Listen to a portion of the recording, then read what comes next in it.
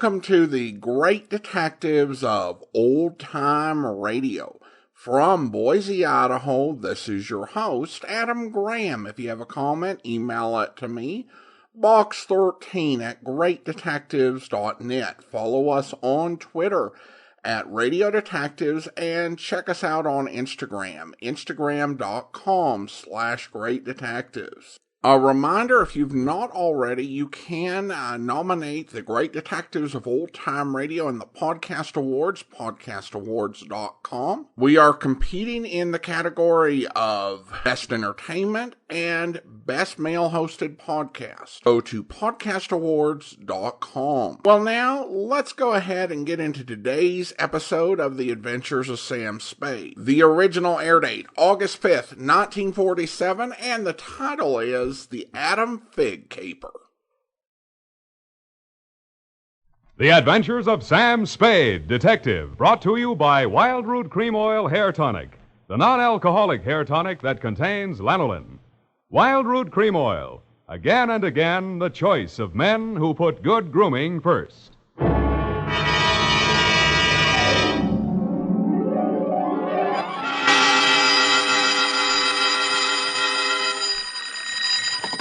Sam Spade Detective Agency. Me, sweetheart. Oh, Sam, I got it. Got what, my pet? A bank book, Sam. Well, you must advertise in the Lost and Found right away, Effie, and find the owner. There might be sickness in the family. Oh, but it's your bank book, Sam. What? It has your name on it. Samuel Spade, account number 4. It's a forgery. Somebody's trying to pin something on me. Lock it up and don't touch it until I get there. Oh, all right. Did you make a lot of money on this one, too? Got the check right in my pocket, $500. Oh, Sam, we're making more money than a movie star. Well, almost. And all honestly, too. 600 last week and 500 this week. Yeah, how about that? And life gives a 3-page spread to I Spy Moulton. But we mustn't let it turn our heads, Effie. No. We gotta stay in there pitching. I'll be right down to pitch my report on the Figg Caper.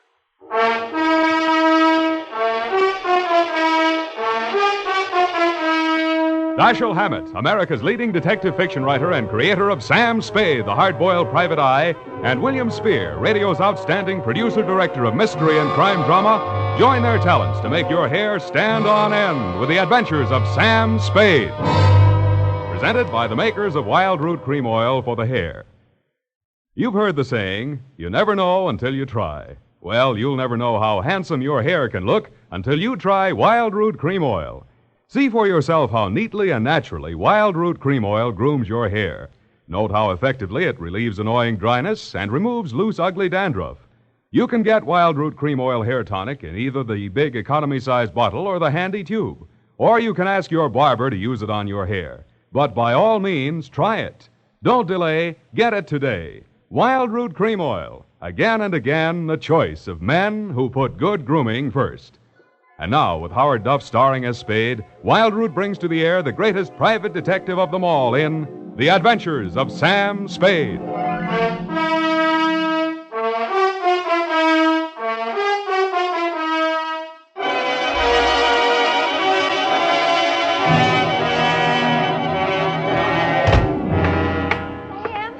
Sam, I bought us a present. Oh, you're going to love it. Well, we gotta watch these expenses, Effie. There's always something. Yes, but this will be saving. It saves confusion and saves fretting. Now, this gadget here, what is it? It's a Minirobot. A what-a-bot? It's for busy men like yourself, Sam, so you don't have to burden your mind with petty details.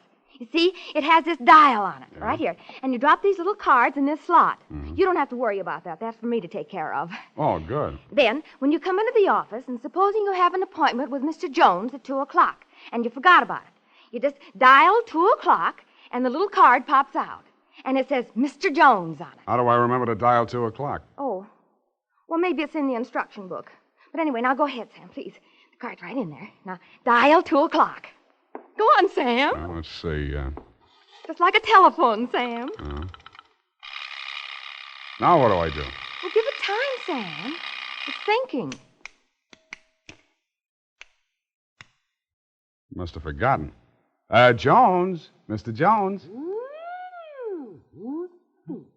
Effie, you think it's dead? Sam, I don't understand it. It was working perfectly. Well, I'll take it straight back first thing in the morning. You'll have to. It'll never find the way itself. got your book, sweetheart? Yes, Sam, I don't understand. It was working perfectly Well, that's a little all while right, ago. honey. It doesn't matter. Date October 5, 1947, to Hillary Exxon, Esquire, from Samuel Spade, license number 137596. Oh, Oh, honey, it's only a memo robot. Subject, the Adam Figg caper. Dear Mr. Exxon, October 2nd in San Francisco was one of those days that you see blown off the calendar by a gust of wind in the movies to denote that time is passing. It was a day for scraping off the minutes with a fingernail file and wondering whether the display ad I'd paid for in the classified section of the phone book wasn't just a waste of money. It certainly wasn't the day I'd expect a leprechaun to walk into my office. He said his name was Adam Figg. He said he was the butler at Exxon Manor in Los Nidos. The limousine, Mr. Spade, is waiting to take you away. We mustn't keep them waiting, must we? Of course we mustn't. Who mustn't we? Why, Mr. Hillary, of course, sir. Oh, Mr. Hillary. And old Mr. Exxon. The old gentleman is very ill. Dr. Feig's office is down the hall. Turn to your right, second door. Well, I assure you, sir, that Mr. Exxon is the best of medical care. Your duty will be simple, to prevent his death. Do I donate blood or just frighten away the evil spirits? Oh, it isn't quite that, sir. Someone is trying to kill Mr. Exxon. He's a very sick man, and I'm sure he'd prefer dying from natural causes. Uh-huh. I get $25 a day in expenses. Here is an ample amount in advance. But you should know, sir, that the old man is a nasty, cantankerous, villainous, crooked, intimidating... $500? Please, Figg, you're talking about the man I love. Los Nidos was at least an overnight caper, so on my way out, my lovely and charming secretary, Miss Perrine, handed me a brown paper bag which contained A, one pair of socks, darned, B, one shirt, ironed, and C, the apple which she always polishes for me the night before. We arrived at your large Southern-style mansion 2 hours later. Figg! Oh, Figg, where the devil have you been? The city, sir. I can't find the keys to the liquor closet. Where are all the maids? What happened to that cook we hired yesterday? Who is this man, and why is he wearing that necktie? This is Mr. Spade, sir, the detective. I'm Hillary Exxon. Come in, please. Go on upstairs, Figg. See what that girl is doing to my father. I don't believe she's in this at all. Very good, sir. In here, Mr. Spade. Pardon the condition of the house. The old man has been firing the servants again. Your father, you mean? Yes. Every time he gets shot at, he fires all the servants. He gets shot at pretty often? About once a year, in the fall. Uh-huh. You always hire a detective? No. Oh, dear. I'm not keeping you up, am I? No, excuse me, please. It's much worse this time. I can't get any sleep. Guns going off in the middle of the night. The whole household disturbed. When and where was he last shot at? Yesterday morning at about 1:30. I dug the bullet out of the woodwork myself, a .38 caliber, embedded in the door frame that leads to Miss Kaywood's room. That's his nurse. Was she with him at the time? No, Dad sleeps like a baby, full of sedatives. She sees to that. Shot come from outside? Yes, but we found nobody on the grounds. No traces of anybody. I don't know whether Dad knows who shot at him or not. He's such a closed-mouthed old devil. You don't care very much for your father, do you? To be frank, Mr. Spade, if hating weren't such an effort, I would despise him. He is without a doubt... Well, listen.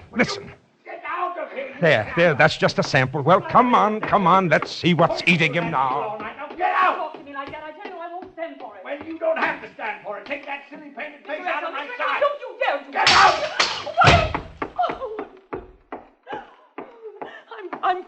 I'm quitting, Mr. Exxon. I can't stand it another minute. Yelling, screaming, throwing things at You him. must have done something to set him off. I didn't, I tell you. I didn't. This is Mr. Spade, Miss Kaywood. Oh, a detective? Will it make you happier to know that I'm a private detective, Miss Kaywood? Well, Mr. Spade, I only hope you can prevent a murder. If there's any way at all that I can help, Thanks. I'll see you downstairs after I've talked to the old man. You'd better go in alone, Spade. Oh, Miss Kaywood, do you have a throat spray downstairs? I seem to be congested. Oh, go away. Go away! Go away! Oh, well, wasting ammunition. Who are you? If you're a total stranger, come on in. Well, don't be afraid, son. Come on over where I can look at you. It's hard to keep my eyes open. Oh, I mustn't do that.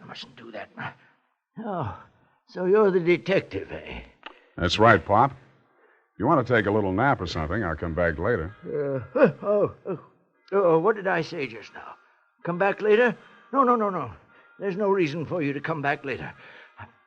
I'll say everything I have to say right now. The shot woke me. I didn't see anything. I don't know anything. I've got a million enemies. I can't remember the names of any of them. Why don't you try to remember? I could have them checked. You're wasting your time, Sonny. In my day, I've wiped out 100 men, and I'll outlive anybody who's gunning for me now. You must be proud of your past, huh? Proud? Sonny, a past like mine is the finest thing an old man can have. I've swindled my partners and betrayed my friends. I've turned state's evidence just to see my associate get sent up for 20 years. And they say my wife died under peculiar circumstances, and I got rich off her insurance. Now I'm done talking.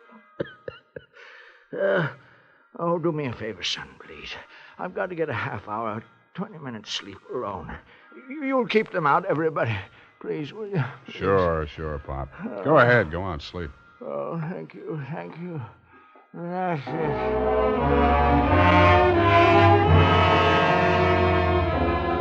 He closed his eyes, rolled over, and fell into a heavy sleep. I stood there a moment, looking down at the frail, wasted old body. Then I cased the room. In digging the bullet out of the door, Hillary had done a good job of ruining any chance there might have been of proving the direction it had come from. I strolled out on the balcony. It was a pretty night. I lit a cigarette and took it in. Then I heard a door open and close softly behind me. Nurse Kaywood was at your father's bedside. She was filling a hypodermic from a small vial of bluish liquid. He didn't awaken when she jabbed it into his arm. Then she saw me standing in the doorway. She hastily dropped the medicine vial into her uniform pocket and came around the bed to meet me. Oh, Mr. Spade, thank heaven. Why, when I saw you standing there in the half-night, I thought you might be... Thought I was who? Why, the man who fired the shot. It was a man? I don't know. I didn't see it happened. I just assumed that... You shouldn't have done it. I warned you of Eleanor. Oh, we're disturbing him. Let's talk outside. Okay.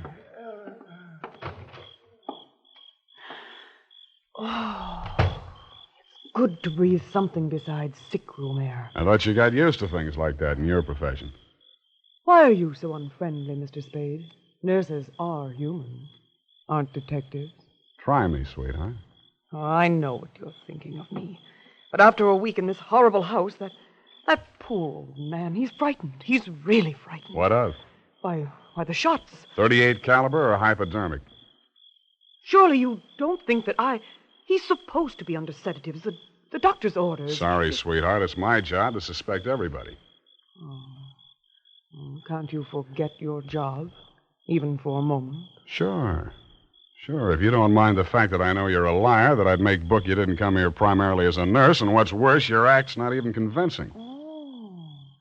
Is it that bad, Sam? Yeah. Almost bad enough to be good. Come here. Oh, I hate you.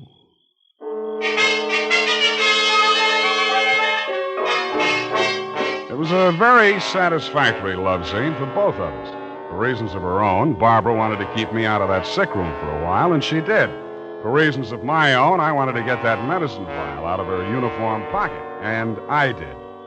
Then, as suddenly as we had fallen into love, we fell out again. After she'd gone to her room, I went back to my sentry duty around the house. Under a light on the front veranda, I examined the bottle from which Barbara had taken the injection for your father. It was labeled sodium thanatol and had been dispensed by a firm called Ibis Chemicals Limited in Cairo, Egypt. The scream filled the house, high and frenzied. I started running toward Barbara Kaywood's room. I slammed the terrace door open and found the light switch. Barbara was sitting upright in the center of a bed. Her face jerked up so abruptly that it seemed her neck had snapped. She clutched both hands to her chest and fell face down among the bedclothes, staining them with her blood.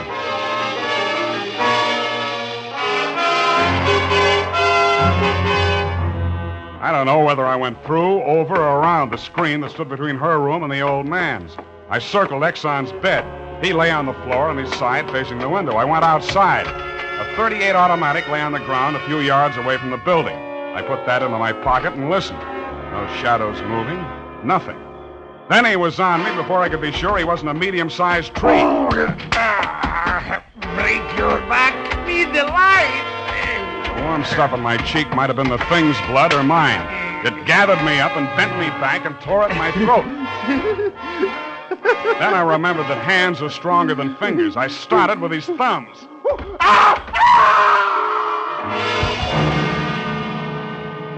He lay there for a moment, then his huge body began to twitch. He was holding his fingers and sobbing like a baby. I pulled him up to his feet, poked him in the back with the flat of my hand. I followed him through an opening in the hedges and down a long, pitch-dark lane toward the lights of a squat brick house set on the top of a slight rise. As we approached it, a door opened and light streamed out onto the porch.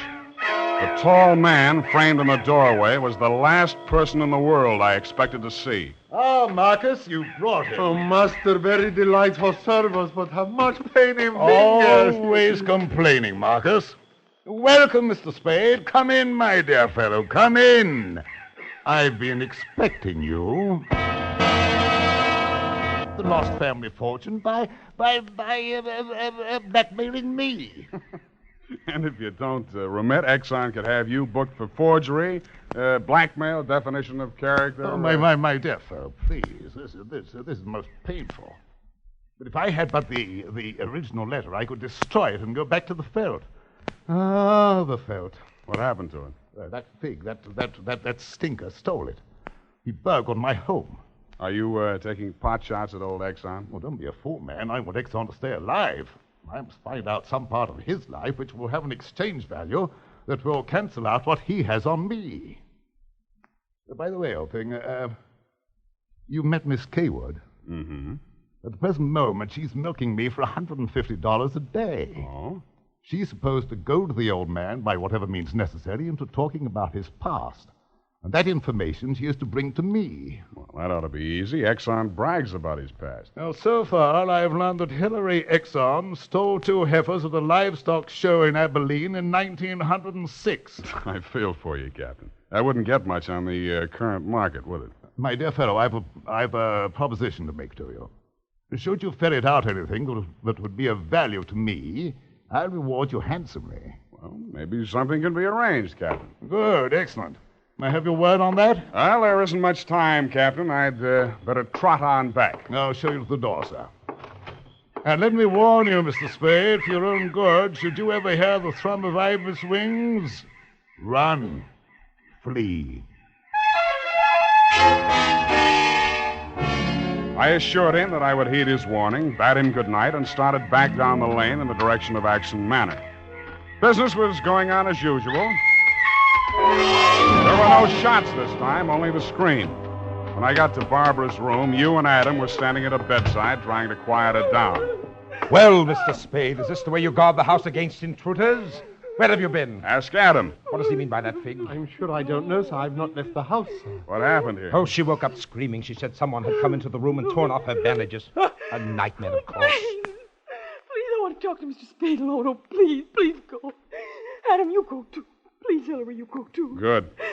Some questions I want to ask you, sweetheart, alone. But look here, Spade, look here. She just had a terrific shock. She shouldn't be questioned. The code of detective transcends that of the medical, Mr. Hillary. Perhaps he should have a few minutes alone with Miss Kaywood. Oh, very well, Figg. I suppose you know best. Remember what the doctor said, Miss Barbara. Not too much exertion.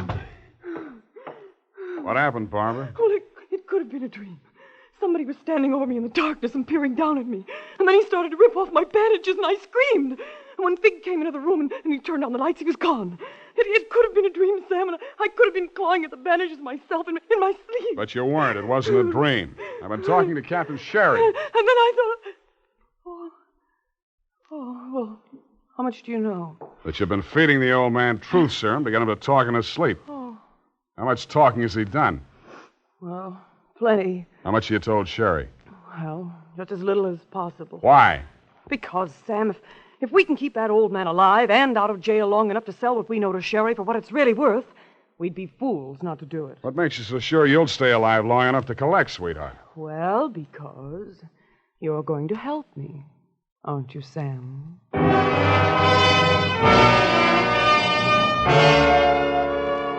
So I helped her, but not for the reason she thought. I made a lot of noise leaving her room and going to mine. Going back, I didn't wear any shoes. I slipped into a clothes press in her room so quietly that even she didn't hear me. I left the door slightly ajar and waited. Time passed, and I was stiff from standing still. It happened at about 3 a.m.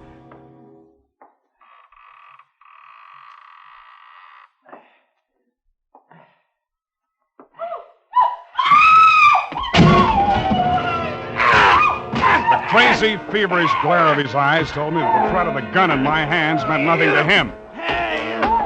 I jumped to his side, twisted the knife away from him, picked him up in my arms, and carried him, kicking, clawing, and swearing, back to his bed.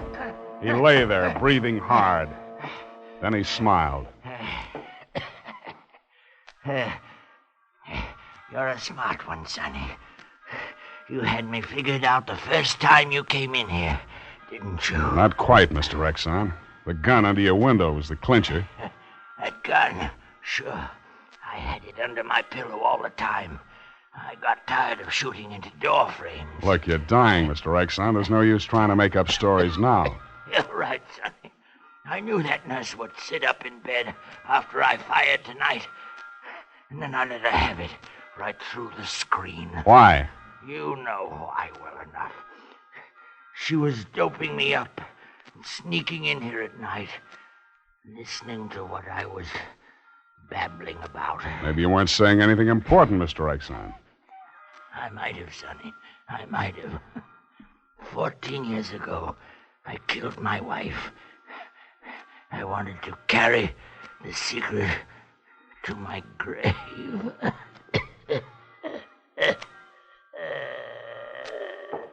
You nearly made it at that. Mr. Spade, what's happened? Is he dead? He's dead. Did he say anything, sir? Did he confess anything? You must tell me if he said anything. I didn't hear him say a word. Ah, well. Yeah, Mr. Spade. Charged with a certain texture, a significant quality. There's a certain smell, yes. Ah, an omen. You can inhale it, sir. Journey thou to Nairobi on the veldt. Tarry 7 days, and you will collect the fabulous golden skull of Wizami, king of the Bojamas. Aha! Marcus! Yes, master. Unhook the hooker. Pack the marmalade. We are off to the veldt.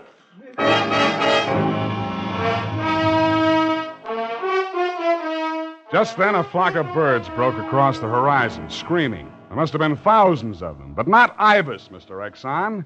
Vultures. I suppose if you're going to pay any attention to omens, it's a good thing to know your birds. Period. End of report.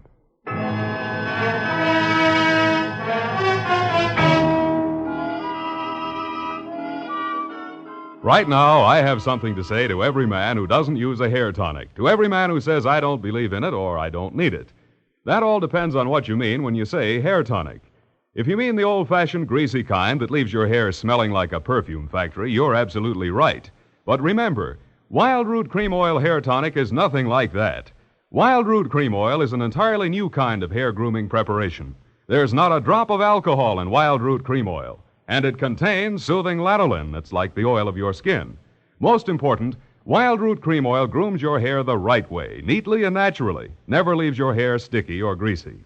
Get the big economy-size bottle and the handy new tube that's economical, easy to pack when you travel, and grand for the bathroom cabinet. Don't delay, get it today. Wild Root Cream Oil Hair Tonic. Again and again, the choice of men who put good grooming first.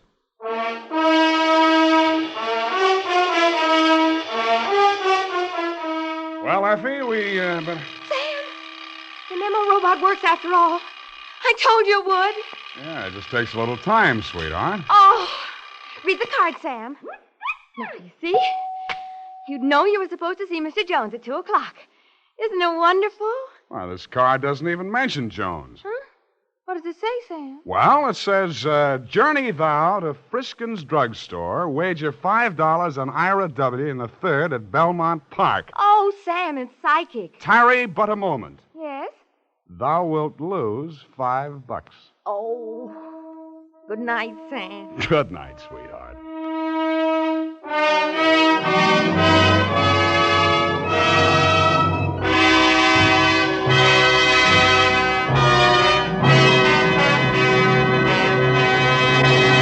The Adventures of Sam Spade, Dashiell Hammett's famous private detective, are produced and directed by William Spear. Sam Spade is played by Howard Duff. Lorene Tuttle is Effie.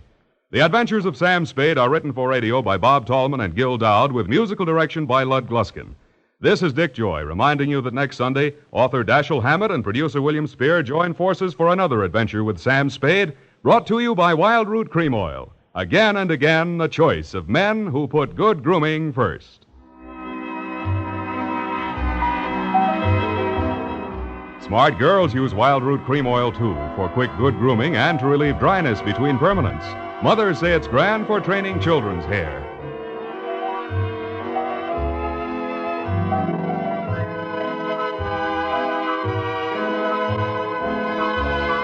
This is CBS, the Columbia Broadcasting System.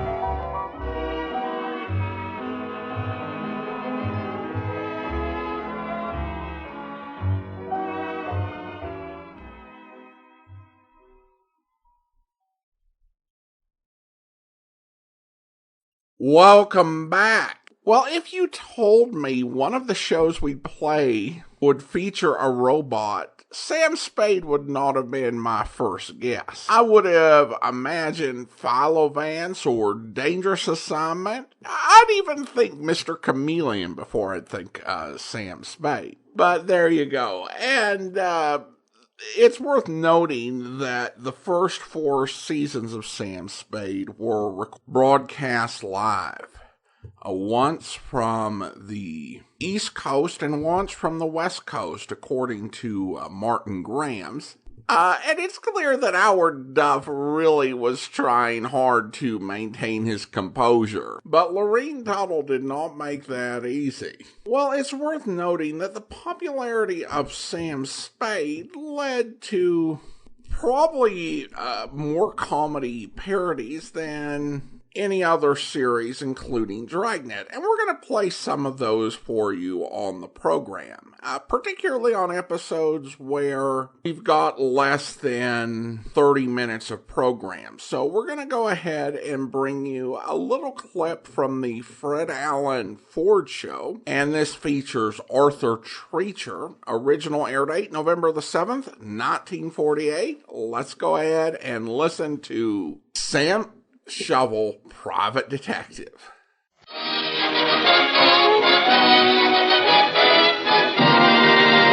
The 50s Piccadilly Mystery Playhouse presents Another exciting adventure in the life of Sam Shovel, Private Eye.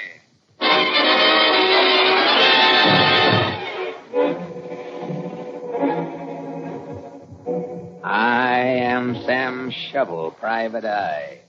I've cracked a lot of tough cases, but the toughest case I ever cracked was the case of Sir Hubert Bottomley. One day I'm sitting in my office, dropping some murine in me private eye. I'm just squeezing out the dropper.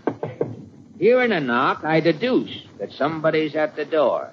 Well, I say, come in. To-do. Yeah, lady? I'm looking for Sam Shovel, private optic. I'm Sam Shovel. I'm Lady Bottomley.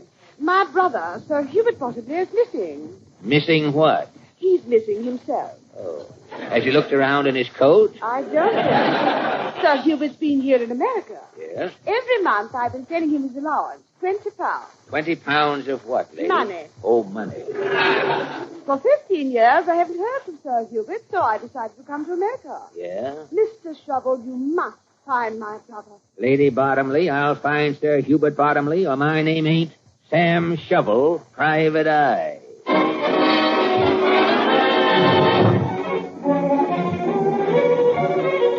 Lady Bottomley told me her brother was a big game hunter. The last address she had of Sir Hubert turned out to be an old brownstone back of a Natick stand just off Madison Avenue.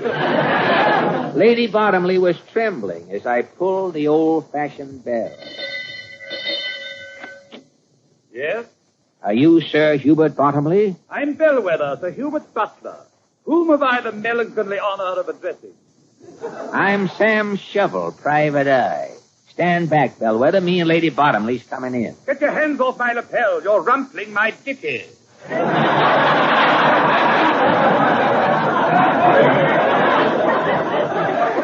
I say, Bellwether, will you announce to Sir Hubert that his sister, Lady Bottomley, is here? I didn't like the looks of Bellwether. From the way he was talking, I couldn't tell if he was English or if he just had bad bridge work. I was just putting the magnifying glass on Bellwether when he said, If you two damp intruders will excuse me, I shall tip along to the trophy room. I have to shampoo a moose head. Not so fast, Bellwether. What's this trophy room? Oh, my brother, Sir Hubert, is a big game hunter. Oh, rather. On his last trip, the master bagged an enormous giraffe. Oh, yeah? Where is the giraffe? Well, the body is in the basement. Yeah. The neck goes through the second, third, and fourth floors. And the head is looking out of the penthouse window. Sounds like a tall story, Bellwether. Bellwether and gentlemen, if you don't mind, would you announce me to my brother, Sir Hubert? Yeah, Lady Bottomley here thinks Sir Hubert's met with foul play. Oh, preposterous. Obviously, eating meat has unhinged Lady Bottomley's reason.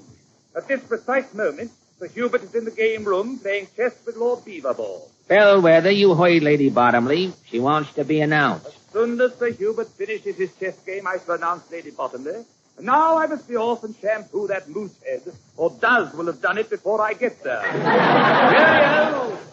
I say, Mr. Shovel, I'm terribly sorry to have troubled you. My brother seems to be quite all right. I don't like it, Lady Bottomley. You think there's something wrong? I don't trust that Bellwether. Oh, I say, what was that? It wasn't me snapping me bubble gum. That was a shot. Those were 5 shots, I know it. And you're very quick on the trigger counting them shots, Lady Bottomley. And they was coming through that keyhole. And they were coming directly at us. There's something suspicious going on here, Lady Bottomley, or my name ain't Sam Shovel, private eye.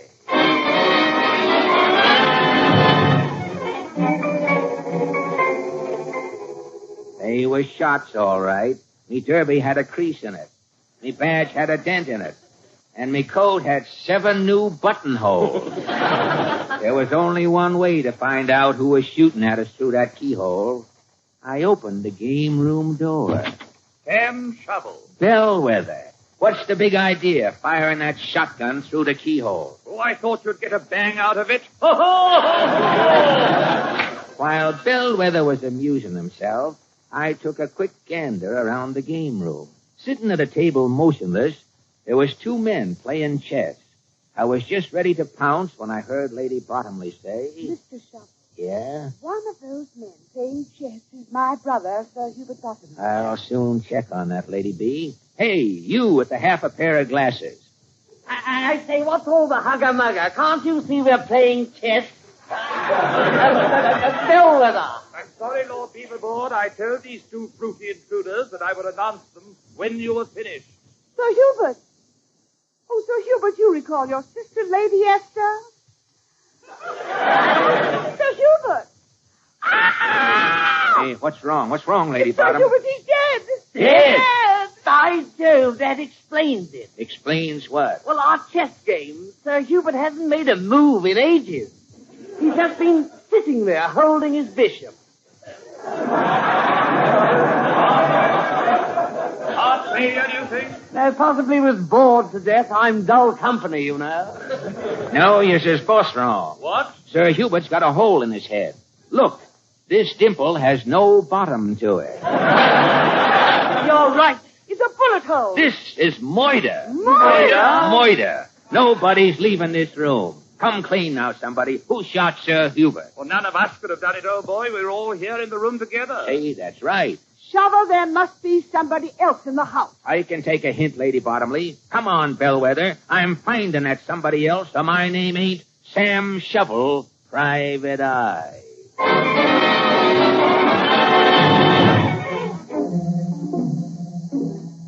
Bellwether and me started searching the room. There was 2 closets. I says to Bellwether, Bellwether, open that first door. Very well, sir. Gad, an elephant in the closet. Sir Hubert bagged it in India. Chopped the blighter right out from under Cebu. Say, there's mohair sticking out of the elephant's trunk. And what's this label on the trunk? Taxidermy by Aubrey Tuttle. Who's Aubrey Tuttle? Aubrey Tuttle was Sir Hubert's favorite taxidermist. What's in this next closet? I'll open the door. Jeepers, 4 dead bodies. There's something here that ain't kosher, Bellwether. I'm taking another gander at Sir Hubert's body. Mr. Shovel, what's this Sir Hubert is sitting on? Oh, it's a newspaper. Sir Hubert is only 4 feet 8 inches tall. He has to sit on the Sunday Times to look over the chess table. Yes, but the date on this paper, November 7th, 1933. This paper's 15 years old. Sir Hubert has been dead for 15 years. I say, this is going to be a blow to our club, you know. We elected him president 2 years ago.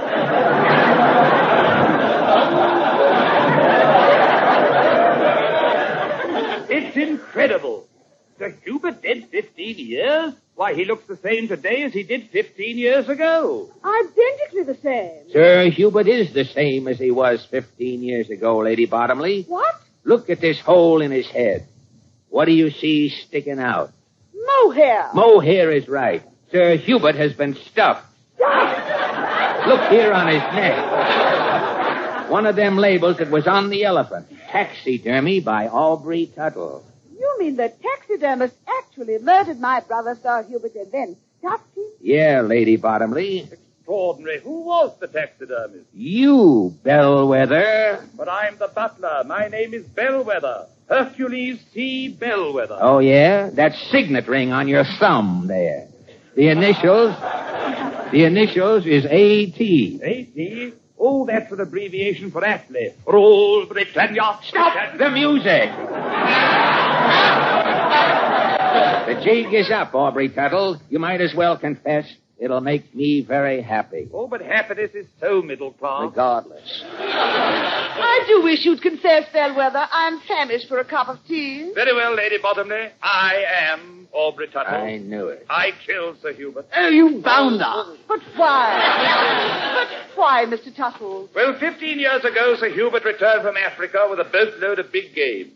I was his taxidermist. And you stuffed the animals? I put everything I had into them. When I finished, my bill was £2,000. Sir Hubert refused to pay me. You was penniless, eh? I had to have money. I knew Sir Hubert was getting £20 a month from his sister in England, so I decided to murder Sir Hubert, pose as his butler, and collect the money he owed me. What became of Bellwether, the real butler? Oh, he's in the closet with the rest of the staff. You mean them stuffed stiffs of the staff? Why did you kill them and stuff them, Bellwether? I had some mohair left over. Aubrey Tuttle, you are a fiend, definitely. By Jove, my opponent dead for 15 years. It's so difficult to tell in chess. Say, where are you going, Tuttle? I think I shall step out for a bit of swan-upping. Come back here, you. Unhand me, you succulent mendicant. Right in the peeper. A bit of a shiner. Okay, Tuttle. You're coming with me, Or what? Or my name ain't Sam Shovel, Private Black Eye.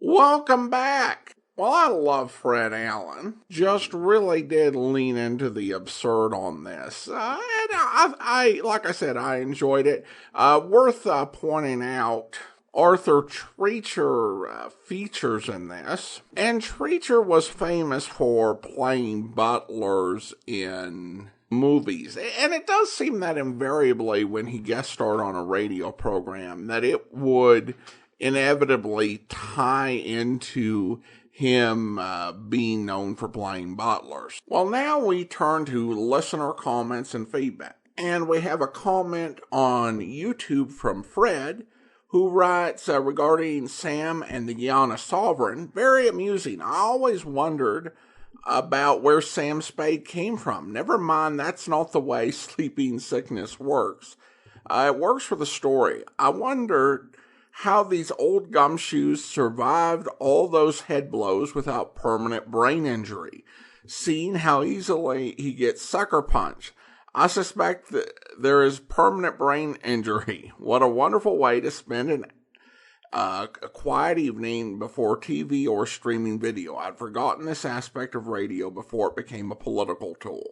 Thank you. Well, thank you so much, Fred. Appreciate your comment. And that is one of those things that was a trope in the hard-boiled detective programs. It didn't necessarily happen all the time, except for some detectives it did. Pat Novak for hire, Richard Rogue almost in every episode. But still, even if you're only getting knocked around every third or fourth week, that adds up to be a lot of concussions. I think that there are two things that with the hard-boiled detectives in the golden age of radio. I think people were willing to give a lot of suspension of disbelief. And that was really helped by the fact that, if anything, there was light continuity on detective programs. Rarely was there any big cumulative consequence or storyline that carried over from episode to episode. Now you can find, some exceptions where past adventure was referenced, but I think the assumption unspoken is that at the start of each episode, unless stated otherwise, they've returned to their default factory settings. And so they're good for another concussion or two in this week's episode. Well, now it's time to thank our Patreon supporter of the day. Thank you to Matthew, Patreon supporter since August of 2021, currently supporting us at the Seamus level of $4 or more per month. Again, thanks so much for your support, Matthew. And that will actually do it for today. If you are enjoying this podcast on YouTube, be sure to like the video, subscribe to the channel, and mark the notification bell. We'll be back next Monday with another episode of Sam Spade, but join us back here tomorrow for Mr. Chameleon, where... Good afternoon. I'm Chameleon of the police. You called for us? Yes. My father committed suicide. Oh, please come in. Thank you. We had your call to that effect. I take it that you are Rosalind Watkins Rogers? Yes. This is Detective Dave Arnold. How do you do, Mrs. Rogers? I can't understand why Father should have ended his own life, Mr. Chameleon. Well, after your call reporting his suicide, Rosalind, we had a second call reporting that he was murdered. I don't understand. Detective Arnold and I do not investigate suicide cases, Rosalind. Only murders. Nobody could have murdered my father, Mr. Chameleon. He locked himself in his study, turned on the gas logs in the grate, and died in there alone. The door is still locked. We couldn't get in. That's quite true, Mr. Chameleon. Oh, this is my husband, Bruce Rogers, Mr. Chameleon. How do you do, Bruce? That's the door there, Mr. Chameleon. Try it. You'll see it's bolted from inside. Well, I'll leave that to do Detective Arnold. Shall I smash it in? No, Dave. Try your keys first. I hope you'll be with us then. In the meantime, send your comments to box13@greatdetectives.net. Follow us on Twitter at Radio Detectives and check us out on Instagram, instagram.com/greatdetectives. From Boise, Idaho, this is your host, Adam Graham, signing off.